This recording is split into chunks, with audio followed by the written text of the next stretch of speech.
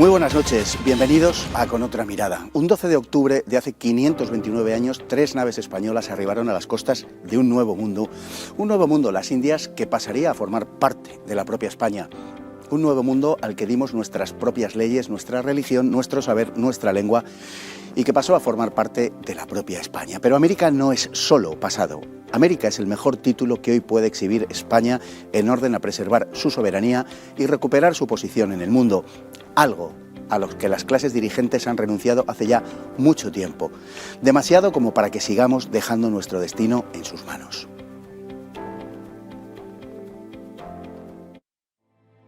Desde el mismo comienzo de su llegada a las nuevas tierras, los españoles se asentaron en ellas con una intención de permanencia y para hacer de ellas su hogar.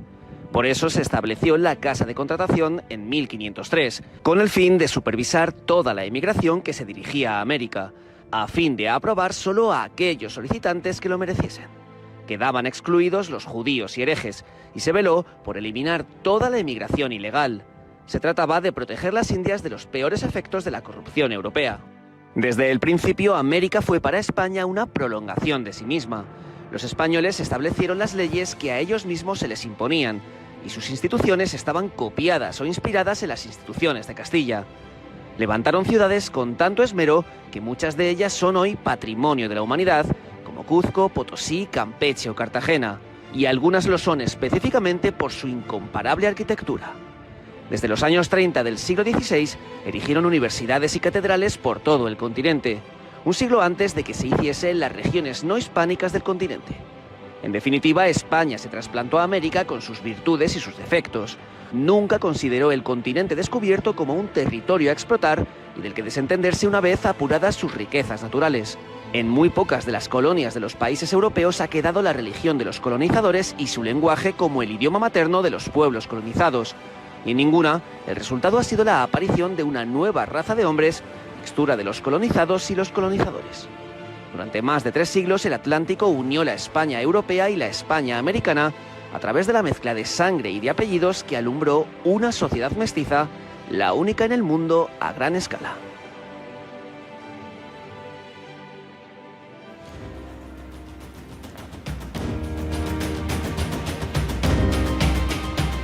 Y esta noche tenemos con nosotros a 3 personas que nos van a hablar de estas cosas que les hemos comentado en las imágenes en el vídeo y de algunas otras que les había anunciado en el editorial. En primer lugar tenemos con nosotros a don Hasél Paris. Muy bienvenido. Bien hallado. A esta su casa, primer programa que grabamos con usted. Hasél Paris es politólogo, escribe en distintos medios de comunicación, es también tuitero de Pro, siempre con un puntillo ahí de provocación, sana provocación heterodoxa, y escribe regularmente en el diario El Español. Y pronto escribiré en un libro temas relacionados con el que abordaremos hoy. Bien, pues es una primicia que nos da por lo menos aquí, porque yo no tenía ni la menor idea. Pues muchísimas gracias por estar hoy con nosotros. En segundo lugar tenemos un prolífico autor, que es don Iván Vélez, al que también damos una calurosa bienvenida en esta noche de 12 de octubre, que tiene un sinfín de publicaciones. Él seguro que dice, bueno, no tan sinfín, porque él es así, pero bueno, les leeré algunas sobre la leyenda negra, el mito de Cortés, nuestro hombre en la CIA, de la que hemos tenido ocasión de hablar en alguna ocasión, al igual que Torquemada el Gran Inquisidor, y la última me parece que es la conquista de México, si no recuerdo mal, con la... Cronológicamente no es la última, pero creo que es la que más se acerca al tema que hablamos hoy con lo de Cortés. Y nada, pues agradecerte la confianza prestada para que venga este debate. Es un placer, y usted lo sabe, contar con su presencia. Y tenemos un invitado muy especial que viene del otro lado del Atlántico, don Marcelo Gullo, al que se podría presentar de una manera, pues en fin, verdaderamente larga. Es político, escritor, casi podríamos decir ideólogo, y es sobre todo el autor de un libro, bueno, de varios, como La insubordinación fundante, Relaciones internacionales, y como decía, el último de sus libros es, yo tengo solamente la 6ª edición, me ha llegado hace poco, puede que vayamos ya por la 7ª, porque me ha llegado hace 3 días, Madre Patria. Es un libro, bueno, enormemente polémico en América, entre otras cosas porque don Marcelo ha contestado a las enormidades que el presidente de México, el señor López Obrador, ha venido diciendo en las últimas fechas, y eso indudablemente pues ha supuesto un acicate para la venta y sobre todo para la lectura del libro. Señor Marcelo Gullo, muchísimas gracias por el detalle de estar hoy con nosotros. Gracias a usted por permitirme estar acá en esta televisión y, bueno, hablar del libro Madre Patria, pero hablar de todo algo fundamental. Lo fundamental es que hay que preguntarse qué festejamos el 12 de octubre, ¿no es cierto? Y yo vengo sosteniendo, cosa que me ha costado ser expulsado del mundo políticamente correcto, lo cual implica también perder trabajo, oficio. Nosotros festejamos la liberación de América, porque hay que desterrar definitivamente del vocabulario que América fue colonia de España y que hubo colonos y colonizados. No es así. Lo que hubo en realidad fue la liberación de América. El 12 de octubre comienza la liberación de América, la liberación del imperialismo antropófago de los aztecas, la liberación del canibalismo, la liberación del imperialismo embrutecedor, se entiende, de los incas. Comienza una historia nueva donde no hubo colonias, donde no hubo colonizados, porque hubo en realidad liberación. Cortés no podría haberlo hecho lo que hizo si no hubiese sido acompañado de 300.000 hombres, los pueblos oprimidos por los aztecas, y lo mismo Pizarro, y lo mismo en cualquier otra región. Entonces, el 12 de octubre es el día del comienzo de la liberación de América de una pesadilla, porque España lleva a América la idea de justicia y libertad. Contaba usted precisamente esto hace unas fechas en El Español, y hablaba de cómo la jornada del 13 de agosto, los pueblos indígenas celebraban precisamente esa liberación del imperialismo antropófago de los aztecas. El Español, el diario en el que trabaja el señor París, con el que colabora él, y le aprovecho para preguntarle por un tema más genérico, don Hasél, y es que cuando hablamos de imperios, esa palabra se ha, digamos que, popularizado de una manera absolutamente injusta porque está denominando realidades completamente diferentes. Suele decirse, al menos se ha popularizado en los últimos tiempos, que habría dos modelos de imperio, que sería en la antigüedad el imperio romano y el cartaginés, si es que a eso se le puede llamar imperio. Se corresponderían, grosso modo, con el imperio español y con el imperio británico, una especie de, digamos, de sentido imperial por un lado e imperialista por el otro.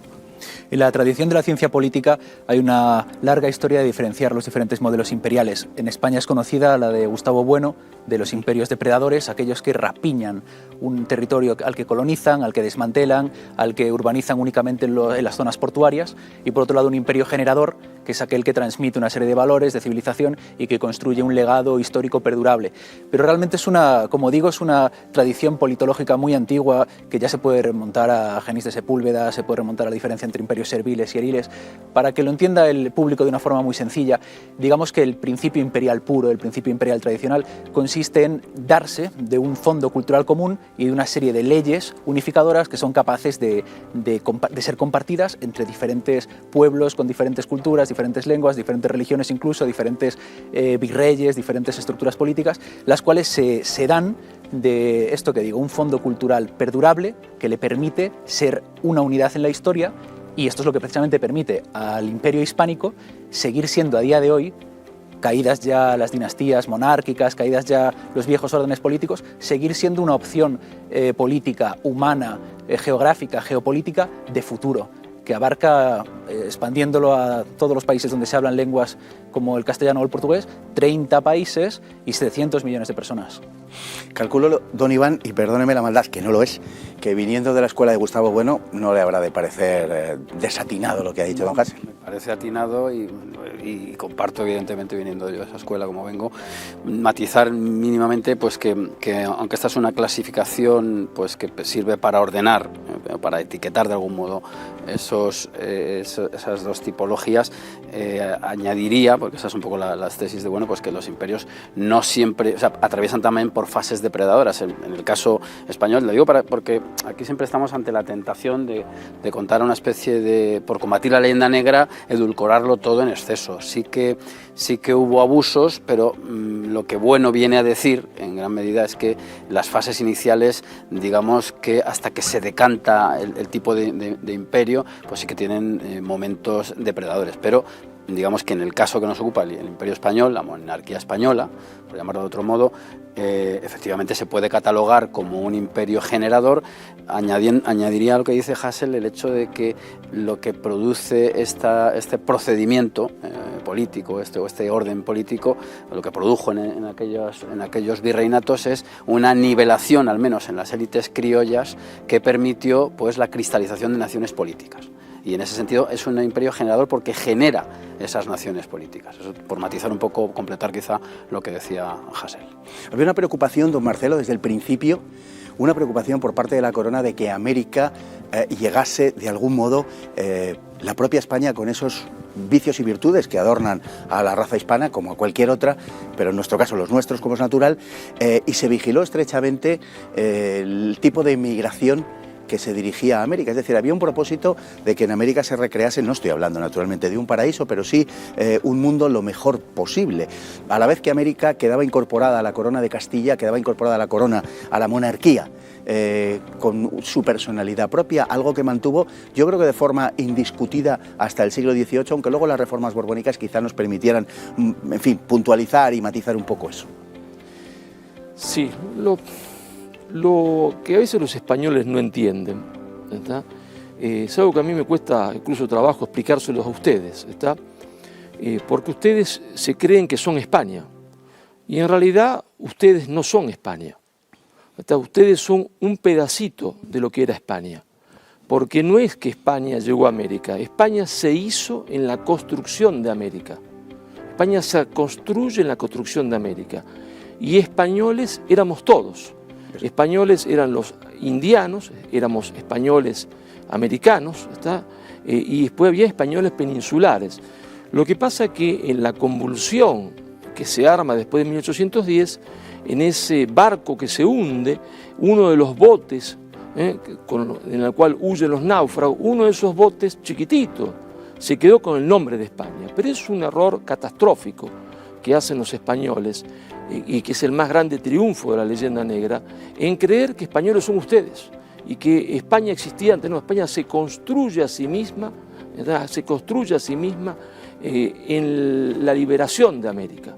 La liberación de América, España se construye a sí misma y convoca y conforma una unidad que iba de los Pirineos a Filipinas y de Alaska a Tierra del Fuego, una unidad en cuyo seno se estaba engendrando, como en el seno materno de una mujer, ¿no es cierto?, una nueva nación. No era la etapa de las nacionalidades todavía, faltaba mucho tiempo, se estaba conformando en el seno una nueva nación, ¿está? Lo que pasa es que esa nación no nace por intriga de la diplomacia británica. Es la diplomacia británica la que rompe el principio de unidad, la que triunfa con el más importante marketing político de la historia, que era Leyenda Negra, y lo que hace que ustedes digan nosotros somos españoles, ¿está? Y los hispanoamericanos no.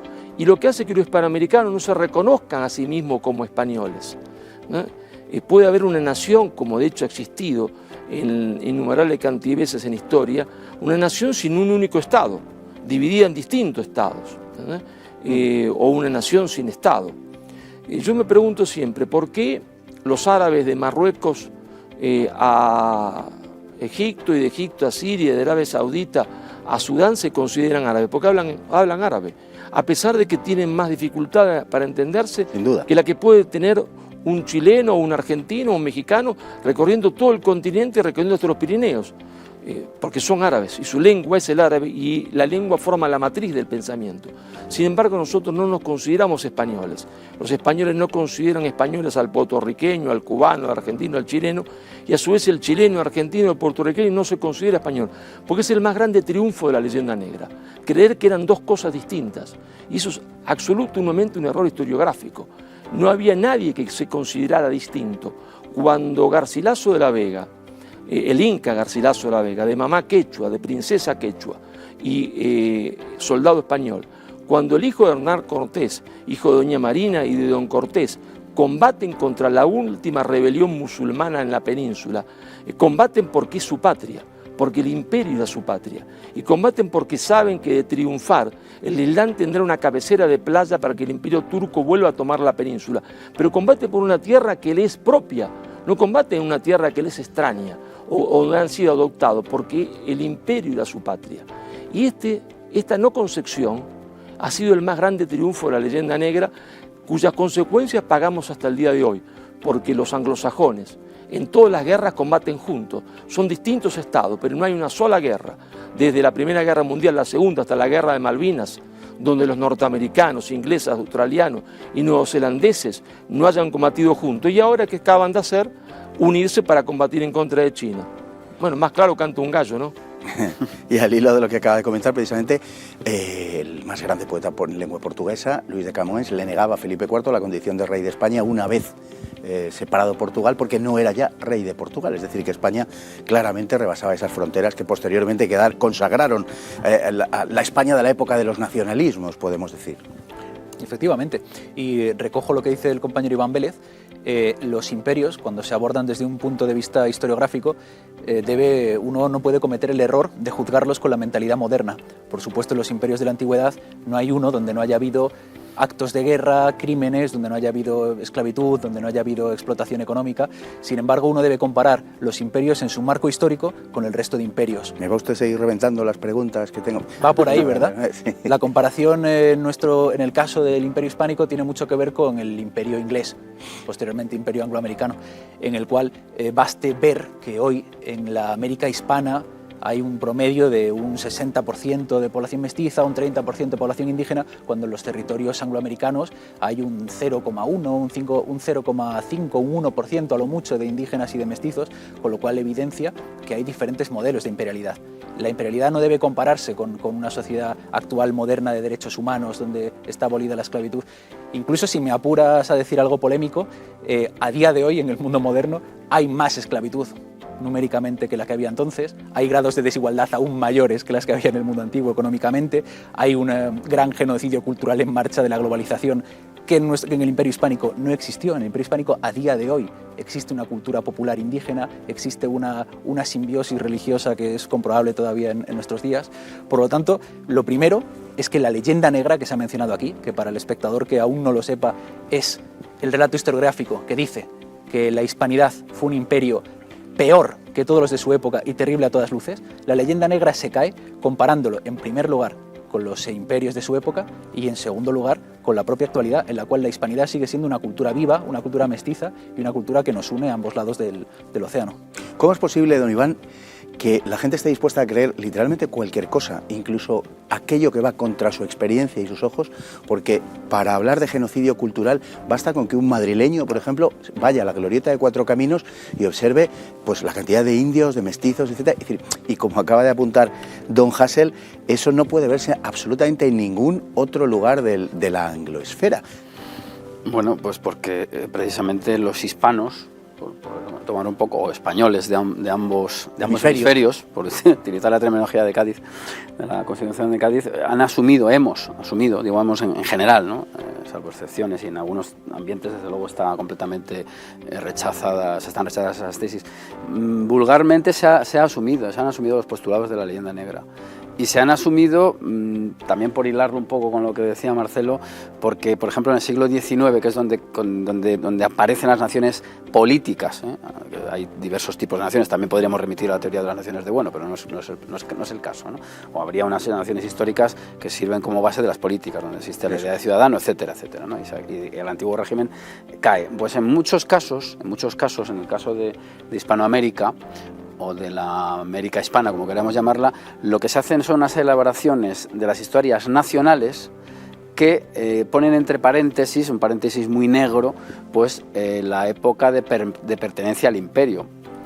¿Qué ocurre? Pues que se da un salto mortal hacia el pasado y, por el caso de México, que es el que más conozco yo, pues se identifica al Imperio Mexica con México, antes Nueva España, por cierto, que eso es algo que se olvida y que López Obrador se lo olvida constantemente, hay que recordárselo, ¿no? Que él es heredero del virreinato de la Nueva España, que llegaba hasta Estados Unidos y que tenía gran parte de Estados Unidos. ¿Qué ocurre? Pues que ahí lo que se hace es poner en paréntesis, porque es un mal absoluto, los 300 años de pertenencia, no digo de dominación, precisamente por las tesis que dice Gullo, ¿no? Al Imperio Español, y se reelaboran, se establece una conexión completamente artificiosa entre el mundo prehispánico y el mundo del México políticamente ya en juego con otras naciones de su tipo. En España, por adelantar una de mis tesis habituales, se hace algo parecido. Hay una especie de indigenismo que es en el que se bebe, el que se ha fabricado en Cataluña, en País Vasco, en Galicia y en cualquier villorrio, porque España es una nación en gran medida suicida, por desgracia, ¿no? Entonces aquí lo que se trata es de que no hay una teoría de imperio solvente, la gente rechaza de por sí, aunque Hassel trate de matizarlo, y me parece muy bien esa idea, y todo suena fatal. Entonces ahí es donde la leyenda negra empieza a operar y hay un rechazo absoluto a la historia de España, que es la de su propia construcción, como bien se ha dicho aquí. Y yo creo que eso es lo que explica este mecanismo del autodesprecio completo, ¿no? El problema de esa asunción, digamos, de la leyenda negra, a mi modo de ver hay como tres estadios, podemos decir. Uno primero, que es el que pergeñan los enemigos de la monarquía española, fundamentalmente por razón de que la monarquía española es el mayor poder de su tiempo, no es otra la razón en origen, y eso tiene su lógica, es decir, es la primera gran propaganda a nivel universal que va contra un poder constituido. Hay un segundo estadio que podría situarse seguramente cuando se produce la independencia de las naciones americanas, que comienza justamente como un proceso completamente diferente, como una especie de reclamar un poder que ha quedado vacío, pero que ha quedado vacío en la península ante la agresión extranjera, ante la agresión napoleónica, ¿no? Realmente es una reafirmación de la hispanidad lo que se hace en un primer momento, pero posteriormente, digamos que la élite social criolla adopta esa leyenda negra, adopta ese, por lo menos, culpar a los españoles, a lo español, culparlo de sus desgracias, culparlo de la deriva que llegará posteriormente en la segunda mitad del siglo. Y luego hay un tercer episodio, que es el de la asunción por parte de lo que podemos llamar, en fin, cuesta llamarlo las élites, pero en todo caso la clase dirigente española, de la España europea, por decirlo así, siguiendo la indicación de don Marcelo. Hay un tercer episodio que es esa asunción por parte de las clases dirigentes españolas de la leyenda negra, que probablemente es el estadio en el que estamos hoy y que resulta difícil de combatir y de raer del discurso público. A mí me causa profundamente gracia, me río mucho de la izquierda española, porque a excepción, por ejemplo, de Alfonso Guerra, la izquierda española se entiende que es ser de izquierda, ¿no es cierto?, hablar del genocidio, es decir, ser negro legendario. La leyenda negra, hilando y haciendo por parte y cucharadas, en Hispanoamérica nace en la derecha más recalcitrante. No hay que hablar de élite, porque no había élite, es decir, no había élite porque después de la independencia inmediatamente hubo una guerra civil, larvada o a cara descubierta. En Argentina, a cara descubierta, que fueron 50 años de guerra, entre un sector pro-británico, que eran los contrabandistas, las polis oligárquicas, que ya tenían contacto con los ingleses antes de la independencia, en Valparaíso y Santiago, de cara al mar, en Buenos Aires, de cara a ese río mar, en Venezuela, con su puerto Las Guairas, contrabandistas que se han mimetizado con los ingleses, y otro sector de la población que era profundamente tradicionalista, hispanista, proindustrialista y no librecambista. De esa guerra civil gana el sector pro-británico, el sector más recalcitrantemente oligárquico, y es ese sector oligárquico el que va a asumir, se entiende, la leyenda negra, y va a hacer himnos negrolegendarios, va a hablar en contra de España, va a glorificar al indio al mismo tiempo que le quita sus tierras y lo desprecia. Es una operación fantástica, porque por una parte es una operación de imagen donde se desprecia a España, se habla en contra de España, se dice que estuvo Caupolicán en Chile y esto y lo otro, y por otra parte, mientras que hablan bien del indio, le roban la tierra, ¿verdad? Entonces, en esa oligarquía nace, se entiende, o renace en Hispanoamérica la leyenda negra. Es decir, la leyenda negra en Hispanoamérica es una operación que nace en la derecha. Recién a partir de 1930, con el Congreso Comunista reunido en Montevideo y en Buenos Aires, recién ahí la izquierda se hace negro legendaria. Pero es de 1930. Por eso algunos autores decentes intelectualmente, como Mariátegui, que se lo considera el padre del marxismo indoamericano, Mariátegui le decía: ustedes son unos ignorantes, le decía a los otros, porque todo eso que dicen de la leyenda negra es absolutamente falso. Dice, porque España no vino ni por el oro, ni por el poder, ni por la gloria. Mariátegui, que era marxista, se entiende, materialista, dice, España vino porque para ellos era una cuestión misional. Pero no lo dice un hombre de derecha, lo decía Mariátegui, el padre del marxismo indoamericano. Pero claro, en España después pasa algo que es fantástico, que sería cómico si no fuese trágico, que la izquierda asume, se entiende, la operación de marketing político más genial en contra de España, está como propia. Es decir, asume la historia que los enemigos de España escriben sobre España. Es como si los romanos o algún romano creyese la historia contada por Roma, por Cartago. Sería un absurdo absoluto. Bueno, eso pasó acá y a mí realmente me causa asombro. Me causa asombro. No salgo de mi asombro. ¿Y cómo puede ser que alguien crea en un país, la historia es como si en París, en 1900, digamos, después de la Primera Guerra Mundial, o después de que le quitan a Francia Alsacia y Lorena y se constituye el Imperio Alemán, algún francés estudiase la historia de Francia escrita por el Imperio Alemán, pero le dirían que es un tonto. Bueno, acá no, acá viva la pepa, y entonces se cree la historia de España y de la conquista española de América, en que en realidad es liberación, escrita por los enemigos de España. Es fantástico. Yo nunca he visto eso en ningún país del mundo. Pues hablando de eso que está usted hablando, señor Gullo, vamos a ver cómo la clase dirigente o la clase cultural, dirigente cultural española asume precisamente ese relato negro legendario. Vamos a ver a uno de esos personajes, uno de los más caracterizados, asumiendo esa condición de anormalidad de la historia de España en unas declaraciones que hizo en una entrevista hace unos años. Lo vemos. Yo soy lector de historia, sobre todo, es lo que más leo, y con los años es lo que más leo. Y bueno, y además soy español, lucio, he viajado, tengo una biblioteca razonable, miro hacia atrás y por eso te da un punto. Razonable, ¿no? Tienes 26.000 libros. 30.000 libros, 30.000, pero bueno, razonable. 26.000 fue la última vez. Y yo estoy convencido de que España hemos tenido dos momentos en los cuales hemos perdido el tren de la historia. En Trento, apostamos por un Dios diferente, y en la Guerra de Independencia luchamos contra el enemigo equivocado. Son nuestros dos grandes pecados históricos.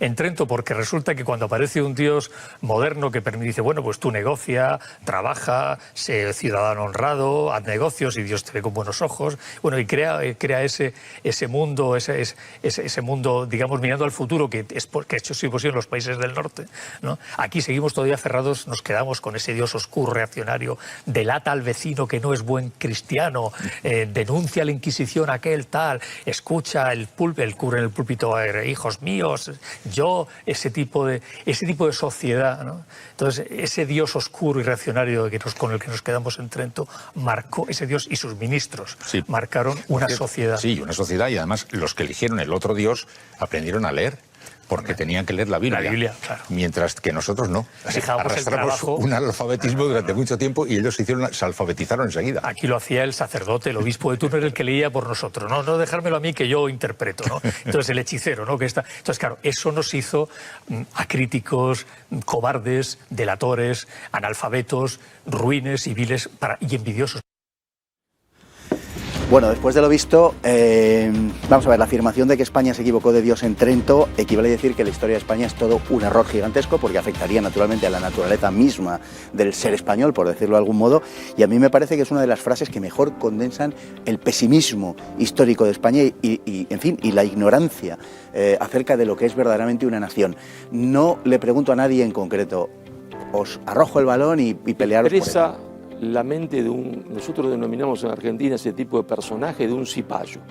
El cipayo era el soldado indio, es decir, en la India, que trabajaba para Gran Bretaña. Expresa la mente de un colonizado cultural, de un subordinado cultural de forma absoluta, que tendrá 30.000 libros y jamás entendió nada de lo que leyó, ¿verdad?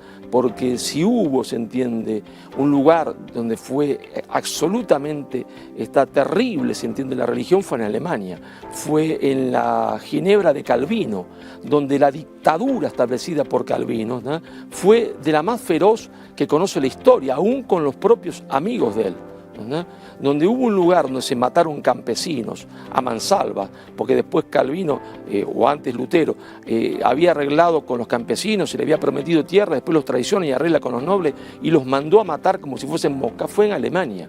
Si hubo, se entiende, una región del mundo donde se une el desprecio por el hombre que llevó a la Segunda Guerra Mundial y al genocidio, fue en Alemania, porque el antisemitismo nace, se entiende, en Alemania, entre otras cosas, o es reforzado, entre otras cosas, por Lutero. Es decir, hay una línea directa entre Lutero, se entiende, y los nazis. Y ese señor habla de qué?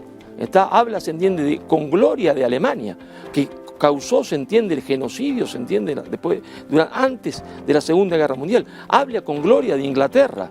Qué bárbara, qué linda que era Inglaterra, donde los niños trabajaban 18 horas en una mina de carbón. Qué lindo que era Inglaterra, que manda a ordenar a la reina Victoria que le corten el dedo a todas las mujeres de la India para que no puedan competir con sus telares, con los telares de Manchester. Eso es lo que él reivindica. Ah, pero mi Dios, ¿qué está reivindicando? ¿Qué libro de historia leyó? ¿Qué 32.000 libros tiene? ¿Cuáles son? ¿Los leyó? Pero por favor, ¿qué está diciendo? Miles y miles de hombres masacrados en la India. ¿De qué habla? Ensalzando el imperialismo más feroz que ha conocido la historia de la humanidad, el imperialismo inglés. Cuando los ingleses van a Australia, había aproximadamente 1 millón de personas. Se discute 600.000, 1 millón, 1.200.000. Y los ingleses dicen, es tierra nubis. Porque parece ser que los tipos que caminaban ahí, que estaban en 2 patas, hablaban, no eran seres humanos. Eran dignos de ser exterminados todos como hormigas. Eso es lo que él reivindica. Ese es el mundo anglosajón y protestante que él reivindica. Pero cuando España fue a América, terminó con el genocidio de los aztecas, terminó con el embrutecimiento. Es decir, hay que poner datos precisos. Prescott, que es el más favorable a los mayas, dice que morían 20.000 personas por año en los altares aztecas que se los comían. Cortés detiene un genocidio, España detiene un genocidio. España salva a América, no hace como los ingleses, que en una de las noches más terribles, más frías de la historia de América del Norte reparten frazadas con viruela para que los indios se mueran, porque la política era el mejor indio es el indio muerto, porque la Biblia somos nosotros, decían ellos, nosotros somos del nuevo pueblo elegido por Dios y ellos son la nada, son animales. Ese es el Dios que él dice que nos equivocamos. El otro Dios que él dice que él reivindica es ese Dios que decía el mejor indio es el indio muerto. Pero mi Dios, ¿de qué habla? Pero ese Dios, profesor Marcelo, tiene un gran aparato de propaganda mediática detrás, que es el poder angloamericano. No sé si han visto que hace pocos años el diario angloamericano The Economist abría con una noticia en la que decía que los aztecas eran pioneros en la igualdad de género porque sacrificaban por igual a hombres y a mujeres. Claro, entonces, sí. Aquí hay un intento de venderle esta leyenda negra a sectores con conciencia social o a sectores de la izquierda, hablando de esto, de que los aztecas eran pioneros de género, y la gente de izquierdas debe darse cuenta de que el relato negro legendario tiene mucho que ver, como ha dicho usted, con las élites de la derecha mercantil. Si uno es como Reverte, verdaderamente de izquierda, si uno es leninista, no puede, si no se entiende, aplaudir, se entiende, la llegada de Cortés. Porque Lenin diría, ¿qué hay en Mesoamérica cuando llega Cortés? Lenin diría, hay una nación oprimida y hay decenas de naciones que están, se entiende, una nación opresora y decenas de naciones oprimidas. ¿Y qué diría Mao Zedong? Diría, se entiende, ¿cuál es la contradicción principal? La contradicción principal es vida o muerte. Y entonces esas naciones oprimidas se levantaron contra la nación opresora, porque esa era la contradicción principal. Cualquier análisis leninista, marxista auténtico, maoísta, estaría a favor de la llegada de Cortés y no a favor de los aztecas. Lo que pasa es que son marxistas, que nunca han leído a Lenin, nunca han leído a Mao, no leen nada, leen Twitter, ¿está? Y leen cosas por Facebook, 2 frasecitas y se cansan. Bueno, y porque además, digamos, la llegada de los españoles supuso un salto civilizatorio. Pensemos que Stalin, por ejemplo, celebró a Iván el Terrible porque en la historia de Rusia representó un salto adelante en cuanto a la centralización del poder. Y hablando de Iván el Terrible, algo tendrá que decir nuestro Iván. No, yo añadiría, claro, él dice, este disparate es muy conocido, estas majaderías que dice Pérez Reverte, que además son muy aplaudidas precisamente por la autodenominada izquierda española. La izquierda española está en estas coordenadas y los medios de comunicación financiados por las grandes empresas están en esas tesis. De hecho, el presentador es un famosísimo periodista, pues creador de opinión, como se suele decir. Bueno, pues España se equivocó en Trento. Hombre, vamos a ver, lo que hay que hacer a Reverte es echarle encima al padre Feijóo. El padre Feijóo es posterior a Trento y es precisamente uno de los desmontadores de los errores comunes, que es la terminología que él utilizaba. O sea, si uno lee las cartas eruditas y curiosas del Teatro Crítico Universal, se da cuenta de que hay un nivel de racionalismo tremendo, muy superior al muy supersticioso mundo del protestantismo, que además ha invadido culturalmente o está invadiendo a las sociedades hispanas con los Halloween y demás estupideces y bruja por aquí, bruja por allá. Es decir, que la superstición está del lado no católico, es evidente. Entonces yo le arrojo a este señor a Feijóo, y que lea a Feijóo, lo que tiene que hacer es leer a Feijóo, siglo XVIII, un racionalista, por no hablar luego pues de la gran obra escolástica hecha por los españoles, por no hablar, que ya lo ha aludido Hassel antes, con lo de los derechos de gente, el Padre Victoria, Ginés de Sepúlveda. Es decir, ahí hay, bueno, es puntera. Es Suárez y Mariana. Sí, Francisco Suárez, efectivamente, es absolutamente necesario leerlo. Pero, y sin embargo, nuestra clase dirigente, sobre todo cultural, famélica donde la haya, por otro lado, sostiene teorías completamente diferentes y han asumido jubilosos una versión de la historia de España que es absolutamente endófoba. Vamos a ver algo precisamente sobre esto. La monarquía española se convirtió en el poder más fuerte de su tiempo, lo que le valió la enemistad de sus vecinos europeos, quienes pusieron en marcha una maquinaria propagandística que no ha cesado hasta el día de hoy y que se conoce como la leyenda negra. La leyenda negra ha deformado la historia de España, pero lo peor no es que dicha maquinaria haya sido engrasada una y otra vez desde entonces. Lo peor de todo es que nuestras élites han venido manteniendo hasta el mismo día de hoy una versión pesimista de nuestra historia que implica un profundo desprecio por nuestro pueblo, por su identidad y por su historia. Desde el siglo XVIII, las clases dirigentes españolas han asumido como propio el discurso que hace de España una extraña anormalidad en el conjunto europeo. Un país represor, oscurantista e inquisitorial que contrasta con las luces, el progreso y la libertad del resto de Europa y sobre todo de la Europa protestante. A partir de ese momento, la historia de España no es más que una sucesión de equivocaciones desde la conversión de Recaredo al catolicismo en el siglo VI hasta el tiempo presente. Las páginas más señaladas de nuestra historia, aquellas en las que se forjó la nación española, constituyen lamentables errores que contrastan con las de las naciones europeas. Esa interpretación es la que profesa desde hace un par de siglos la opinión progresista, empezando por Moratín y siguiendo por el 98ismo hasta llegar a nuestros días, en que se ha interiorizado la idea orteguiana de que España es el problema y Europa la solución. Puede decirse que es el siglo XVIII cuando las élites, clase dirigente española, interioriza ese rechazo de la época anterior, de la época Habsburgo y por tanto, digamos, de la época más clásicamente española, de algún modo de la época imperial, y que eso ha dejado, bueno, pues una huella que llega, un camino que llega hasta el día de hoy realmente, porque no podemos distinguir excesivamente las clases dirigentes del XVIII de las de hoy en cuanto a ese rechazo por lo genuinamente español, podríamos decir, e implícitamente también hay algo de rechazo, podemos llamar clasista, hacia el propio pueblo español. Hay como una mirada desde arriba de desprecio hacia lo que es y representa el propio pueblo. Efectivamente, entroncando con lo que hablábamos antes, cualquier persona que tenga una sensibilidad de izquierda o social o antielitista tiene que darse cuenta de cómo los mitos de la leyenda negra parten en sucesivas fases, desde la que explica el profesor Marcelo, con las primeras élites librecambistas pro imperio británico que había en las Américas, hasta, pasando el tiempo, el poder religioso. Por ejemplo, la Iglesia de Roma también es una de las grandes difusoras de elementos de la leyenda negra para disputar el poder geopolítico que la corona de Castilla reclamaba en su día en las Américas. O también otro difusor en el siglo XVIII es la corte afrancesada de los Borbones, que lanzaron una leyenda negra contra un periodo de la monarquía hispánica que estaba bajo dominio de los Habsburgo. Entonces llama la atención que como los grandes mitos de la leyenda negra son lanzados por élites contra las cuales la izquierda tradicional siempre ha estado en contra, ¿no? Las élites liberales económicas, las élites eclesiásticas, las élites monárquicas borbónicas, y sin embargo no se dan cuenta de que la hispanidad hasta sus últimos momentos fue siempre defendida por las masas populares, por los indios, por los mestizos, por los indígenas y por la gente de clase pobre. Esa es la gran contradicción en la que vive esta izquierda que asume unos mitos negro legendarios que son de las élites y de las derechas más rancias. Que fueron los últimos defensores de la presencia realista en América, precisamente los zambos, los negros, los mestizos, los mulatos, los indios.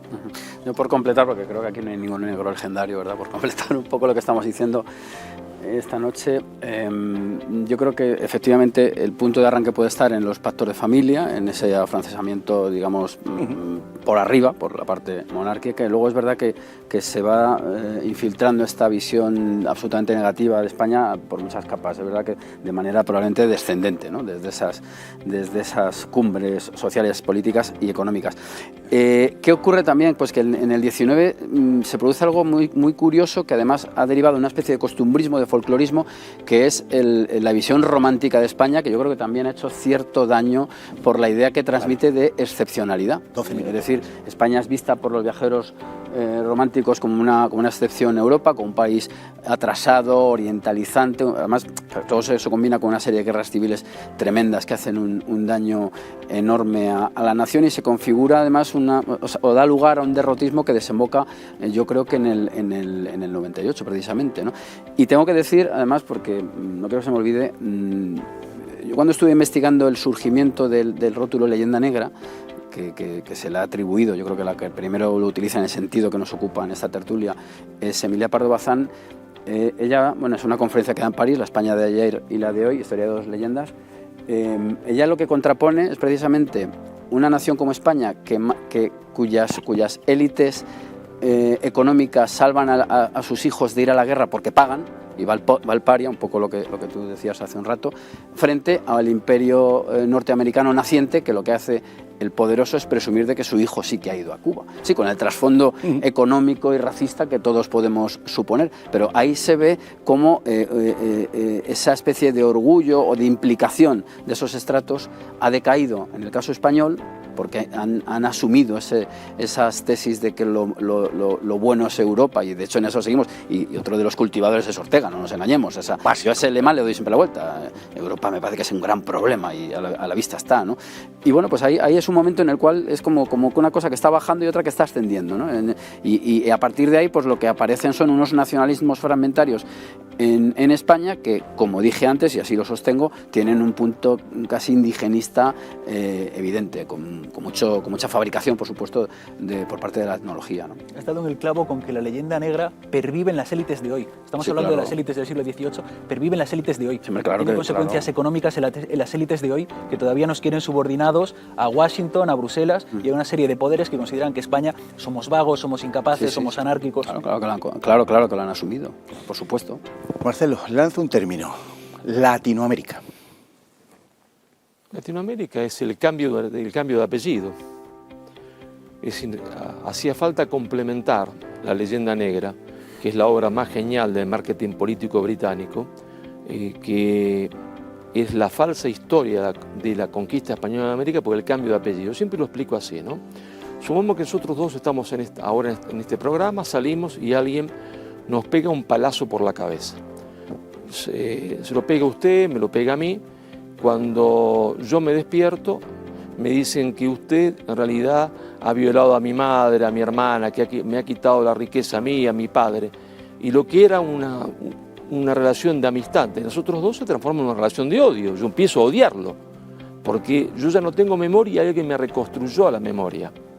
Pero a su vez usted, cuando se levanta, yo ya no estoy, el mismo personaje que me dio el palazo a mí, le dice a usted que usted es un violador, un ladrón, un asesino, y usted, que es una buena persona, se queda con un trauma gigantesco, porque ¿cómo puedo haber sido yo semejante monstruo?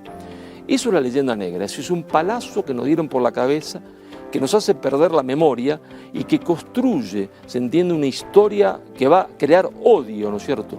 Pero claro, si como éramos parientes y teníamos el mismo apellido, hacía falta cambiar, se entiende, el apellido.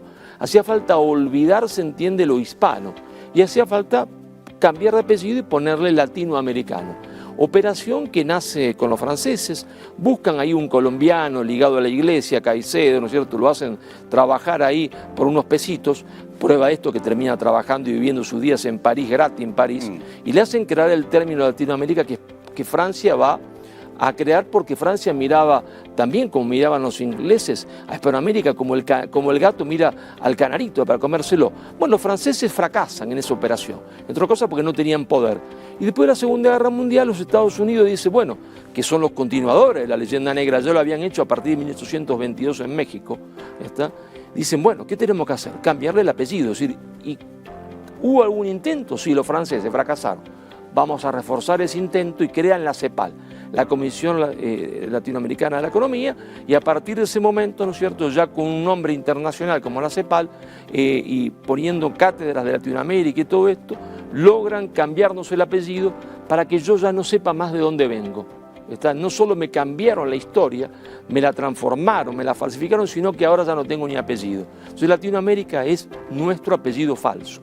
Nosotros somos hispanoamericanos, y cuando digo hispanoamericano, lo digo en el sentido de José Enrique Rodó, el uruguayo que escribe el Ariel de Rodó, porque la Hispania romana tanto incluía Portugal como España, entonces Hispanoamérica o hispanoamericano tanto incluye al mundo lusoparlante brasileño como al mundo hispanoparlante. Claro, porque la Lusitania era parte de la Hispania, Así por tanto es. Cuando se dice hispano se está englobando también al mundo Tal cual. Portugal, por supuesto. Yo añadiría otro factor que no quisiera que se escapara, ¿no? El factor religioso. El Nuevo Mundo, que es el término inicial que empieza a rodar, se hace desde dos perspectivas enfrentadas, de hecho, y que esa pugna pues decanta la balanza al final del imperio, o es uno de los factores importantes, por el imperio hacia Dios o por Dios hacia el imperio, es decir, o es un proyecto político, mayoritariamente político, o religioso. Aquí lo que se trata es de extender la palabra de Dios o de implantar instituciones. Depende, hay dos formas de verlo. Creo que el que gana es el político, pero el otro no queda en vía muerta.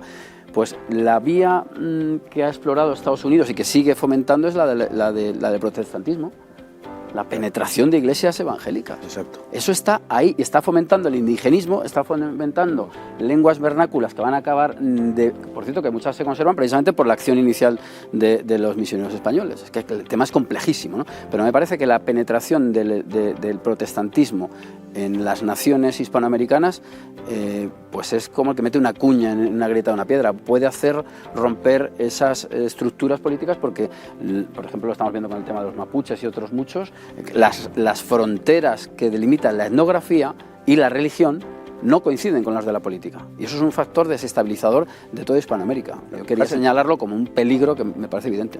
Todo esto no es inocente, todo esto es además operativo en el plano político actual y en el plano de las relaciones políticas internacionales. El hecho de que se haya asumido términos como Latinoamérica por parte de nuestras clases dirigentes y que hayan sometido y subordinado la política de nuestro pueblo, en definitiva, del pueblo hispano, y en este caso el pueblo español, a los objetivos y a los propósitos de los amos del mundo, en este caso de la anglosfera, podríamos decir. Todo en esta vida es un juego geopolítico detrás del barniz cultural. Cuando, por ejemplo, nos damos cuenta de que después de décadas de producciones de Hollywood, la juventud europea, esto salía en una estadística no hace mucho, creía que la Segunda Guerra Mundial la había ganado Estados Unidos, cuando el coste de vidas y de material militar y de victorias lo puso la Unión Soviética. Pero después de años de propaganda de Hollywood sobre el día D y el soldado Ryan, la juventud europea creía que el ganador y los buenos habían sido los americanos, que entraron mal a rastras y a última hora en las dos guerras mundiales. Aquí ocurre lo mismo. Hay una guerra cultural que detrás tiene un interés geopolítico. El interés de Hollywood, por ejemplo, es garantizar la hegemonía angloamericana, la hegemonía yanqui en el mundo. Por ejemplo, cuando también vemos las películas de vaqueros, que todos conocemos, las películas del oeste, donde los indios parecen cuatro salvajes emplumados, la realidad es que muchos de esos indios eran gente educada, culta, formada, con base religiosa, que se llamaban José o se llamaban Pedro, porque la hispanidad había llegado hasta allí previamente. Pero sin embargo Estados Unidos los retrata como bárbaros para poder justificar haberlos exterminado. En esta cuestión es lo mismo. Cuando la historia de España se relata como una cuestión como de cultura bárbara y de un pasado oscuro y sanguinario, se trata de quitarse del medio el gran potencial geopolítico que es la hispanidad. Insisto, casi 30 países, 700 millones de personas. A día de hoy, el único gran estado civilizatorio cuya posible formación le haría sombra a las potencias que gobiernan nuestro mundo, que a saber Estados Unidos y China, otros dos grandes estados civilizatorios. Esta es la pregunta que quería lanzarles. Antes de irnos, nos queda apenas un minuto, pero creo que vale la pena. Precisamente, si América es una posibilidad real para España, si América, no solamente visto desde el punto de vista de España, sino del conjunto de ambos, si de esa reunión que podríamos llamar de las Españas, podría surgir una especie de gran contendiente sobre el tablero internacional del mundo, y si verdaderamente, como así podría acaso parecer que está sucediendo desde hace 200 años, hay poderes perfectamente caracterizados en el mundo que no tienen ninguna intención de permitir que eso suceda. Pero además de esa intencionalidad, ¿es una posibilidad real? Es nuestra única posibilidad y nuestra única oportunidad. O la hacemos realidad o seremos segmentos anónimos del mercado mundial, insignificantes frente al capital financiero internacional, que lo que está programando ahora es una nueva fragmentación de Hispanoamérica, porque el fundamentalismo indigenista tiene como objetivo fragmentar Chile en 2 estados, el Perú en 4, Bolivia en 18, crear una república mapuche, una república guajira, otra aymara, otra guaraní. Y yo pregunto, cuando haya 300 repúblicas con 300 lenguas distintas, cuando después de 40 años en la escuela primaria y secundaria se enseñen esos idiomas y se haya perdido el español, ¿en qué idioma vamos a comunicarnos entre nosotros? Obviamente en inglés, ¿no? Entonces el señor Evo Morales, el señor Pedro Castillo, ¿no? El señor presidente de la República de México, creyendo ser antiimperialistas, son la mano de obra más barata del imperialismo anglosajón, ¿está? Y conscientes o no, son sirvientes, se entiende, del capital financiero internacional. Entonces, o nosotros realizamos de forma inteligente, no sabemos cómo, una unidad como la que tienen los anglosajones efectiva, aunque estén divididos en estados, operante, o seremos segmentos anónimos del mercado mundial, pero aún más divididos. Pero esa fragmentación territorial que yo hablo de Hispanoamérica, de esa fragmentación no va a estar ausente España. España camina hacia su fragmentación territorial, porque al haber, se entiende, la mayoría de la izquierda española y gran parte de su población asumido la leyenda negra, los nacionalismos locos periféricos hicieron el siguiente razonamiento: así como España conquistó, se entiende, América, así se entiende, Castilla conquistó a Cataluña. Pero mire, hijo, no es así, mire que en Barcelona había catalanes adentro y afuera, no importa, nada importa porque ya es un mito. Y entonces el mito de la conquista española de América, el mito de la conquista de Castilla, de Cataluña, y entonces después que uno educa a los niños así durante 40, 50 años, inevitablemente los niños devenidos en adultos, yo no quiero ser parte de un monstruo, de una nación monstruosa que violó, asesinó y mató. Entonces España también camina a su fragmentación territorial. Por eso yo siempre digo que en el apogeo, se entiende, en el apogeo económico de España, España ha recibido una mortal puñalada metafísica.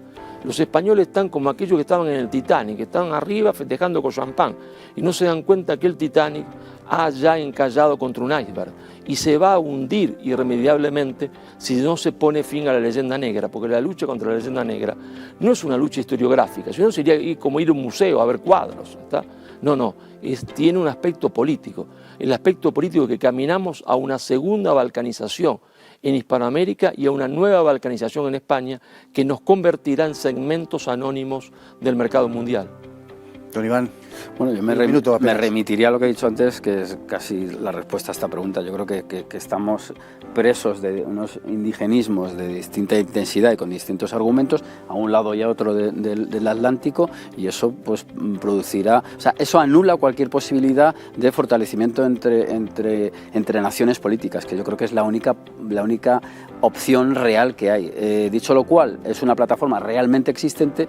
China, por ejemplo, se ha dado cuenta, veremos a ver su implantación hacia dónde conduce, aunque China es un imperio con un centro que casi manta todo, y casi quizás sería esquilmador, pero la otra opción norteamericana ya hemos visto que es la exacerbación de los indigenismos por diferentes vías y pues con la implantación de unas grandes empresas que lo que se acaban llevando es la materia prima y las riquezas. Es decir, que en ambos casos me da la sensación, en el chino y en el norteamericano, que son los únicos que se están jugando algo en ese tablero, son dos opciones depredadoras. Creo que por lo menos las naciones hispanoamericanas deberíamos hacer un esfuerzo por eliminar la leyenda negra, que efectivamente tiene un impacto en la vida real, en la geopolítica real, y explorar vías de comunicación entre naciones que tenemos unos lazos inequívocos, como demuestra esta tertulia, por ejemplo. Porque efectivamente todo esto de lo que estamos hablando no es una mera abstracción de corte intelectual, sino que tiene un impacto directo en la vida de todos nosotros a uno y otro lado del Atlántico. Yo les quiero agradecer de verdad, de todo corazón, su presencia esta noche para hablar de un 12 de octubre posiblemente muy diferente del que se ha hablado en el resto de televisiones que en España son. Don Hasél Paris, de verdad, con todo mi mi afecto, se lo agradezco profundamente que haya estado con nosotros, con su enorme singularidad que sin duda dará que hablar en su análisis. Muchas gracias. Y que este 12 de octubre no sea solo un recuerdo del pasado, sino un recordatorio de la revolución pendiente que tenemos los hispanos. Don Iván Vélez, pues le digo 3/4 de lo mismo. Además, le agradezco particularmente el esfuerzo que ha hecho por estar con nosotros. Se lo quiero reconocer públicamente. Bueno, pues yo muchas gracias y además merece la pena el esfuerzo porque hay mucho que celebrar. Exactamente, siempre se puede contar con usted, don Marcelo Guyó, que le voy a decir, autor del libro Madre Patria. Empezamos hace algo menos de una hora este programa y va por la 6ª edición, ya le digo, es posible que a estas horas vaya por la 7ª, se está vendiendo verdaderamente el libro como churros, nos congratula enormemente porque es un libro que tiene, iba a decir una verdad por cada página, no, tiene bastantes más, y libros como el suyo son los que de verdad habría que promover si existiera esa conciencia de querer ser y de querer seguir siendo, que no sé si todavía está entre nosotros. Quiero pensar que sí. Don Marcelo, muchísimas gracias por su presencia esta noche. Gracias a usted por la invitación que me ha permitido exponer este libro contra viento y marea, ¿no? Porque los Rottweiler del sistema mediático protector de lo políticamente correcto se lanzan sobre uno como perros salvajes a un jabalí, ¿no? Para destrozarlo a uno cuando uno intenta este tipo de lucha como yo he intentado con este libro Madre Patria. Muchas gracias. Y que AFE lo ha conseguido. Nosotros nos despedimos de este 12 de octubre, como decimos, distinto, diferente, en el que hemos señalado ese enemigo de lo hispano, que es el globalismo, el capitalismo transnacional, que tanto daño está haciendo a todo el mundo y particularmente a la iberosfera, al mundo hispano, y que con tanto cipayo, por cierto, cuenta entre nosotros. Esperemos que no por mucho tiempo. Uno quiere creer, en definitiva, que como parece que dijo Unamuno en su postrer despedida, Dios no puede abandonar a España. Que así sea. Muy buenas noches.